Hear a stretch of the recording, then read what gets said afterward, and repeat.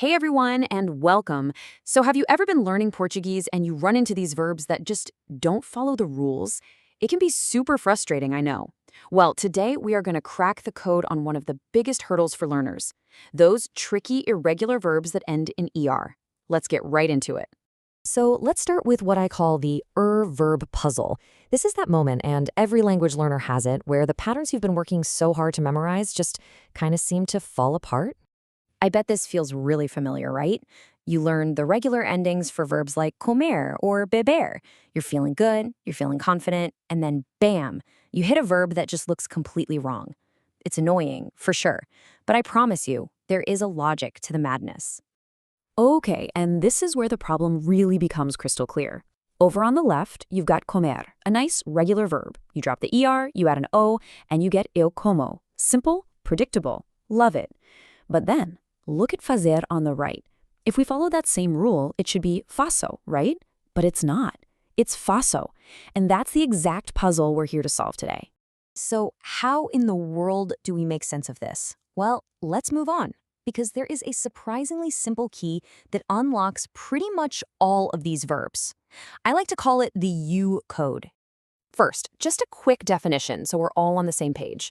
An irregular verb is, just one that doesn't play by the normal rules. But here's the real clue, the most important thing to notice. The weirdness, the irregularity is almost always the most obvious in the first person singular, the eu form. And here it is. This is the big reveal. The whole secret is this. If you can just learn that one unique eu form for an irregular verb, you've got the code. That one little piece of information is the key that makes everything else fall into place. Let me show you exactly what I mean. Okay, take the verb ver, to see. The key isn't the verb itself. It's knowing that for I, it becomes eu visual. How about ler, to read? The code is eu leio. You see the pattern? Our old friend fazer, to do or to make. The secret, eu faço. And one more, saber, to know. The key is eu sei. See? Once you know that one unique form, you're not guessing anymore. You've got the foundation. All right, so now that you have the secret code, let's meet the main cast of characters. These are the most common, the most essential, irregular ER verbs that you're going to be using all the time. So here's our list of 10. Now I know it might look like a lot at first glance, but just remember, you already learned the secret to unlocking all of them. These verbs are so powerful, and mastering them is going to be a massive leap forward for your fluency. And here, you can really see that code in action. Just look at that top row. Vejo, leio, faço. Those are our unique eu forms, the keys we just talked about. Now look at the rows underneath. See how they start to look more regular? Once you know the key, like faço, the rest, like fazes and faz, start to make a whole lot more sense. Let's keep it rolling with the next group. For dizer, the key is digo. For trazer, it's trago. And for saber, it's that short and sweet sei. Once you have those locked in, the rest of the chart just doesn't seem so intimidating anymore, does it? And for our final group, poder becomes posso. Perder becomes perco. Querer is quero. And then por, which is a little bit of a special case, becomes ponho. But again, just focus on that top row. If you can memorize that, you've seriously done like 80% of the hard work. Okay, so knowing the charts is one thing, but using these verbs and feeling confident about it in a real conversation, well, that's the real goal, isn't it? So let's see how they actually show up in the wild. This is a perfect everyday exchange. The question uses the to form, which looks pretty regular. Pode sair? Can you go out? But the answer uses our irregular key, não posso, I can't.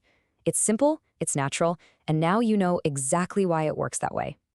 Here's another great one. Somebody's asking for information. Sabem a que horas é o filme? Do you all know what time the movie is? And the response, no sabemos. No, we don't know.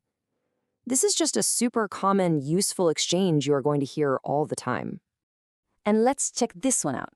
The question is, quem é que põe a mesa? Who sets the table? And a totally natural answer could be, ao almoço ponho eu. At lunch, I set it. You can see our key il form, ponho, being used directly. So cool. Let's just fire off a few more quick examples here. Eu nunca vejo televisão. I never watch television.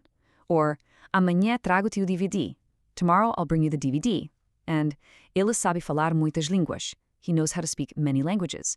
You can really start to see just how essential these verbs are for everyday life. Okay, let's wrap this all up. What you've just learned isn't some boring old grammar rule. I want you to think of it as a new superpower that's going to let you speak and understand Portuguese with so much more confidence.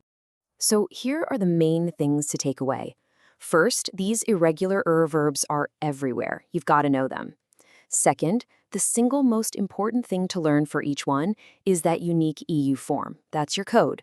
And finally, you have that code now. You are totally equipped to start using these verbs. 10. That's the number. You have just cracked the code for 10 of the most essential, most frequently used verbs in European Portuguese. That is a huge accomplishment, and believe me, it is going to have a massive impact on your conversations. So, I'll leave you with this question. Which one of these new superpower verbs are you going to use first? Are you going to say, eu quero café? Or maybe, eu não sei? Or, eu faço o jantar hoje? Think about it, pick one, and go use your new superpower today. Thanks for joining me.